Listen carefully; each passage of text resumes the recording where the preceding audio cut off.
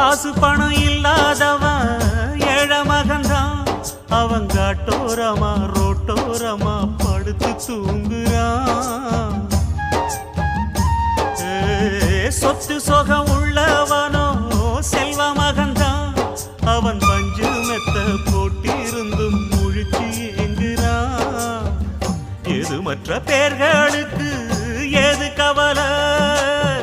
4 காசு வச்சிருந்தா 100 கவலை. இங்கு ஆசை வச்ச நெஞ்சுக்கெல்லாம் அமைதி இல்லையே.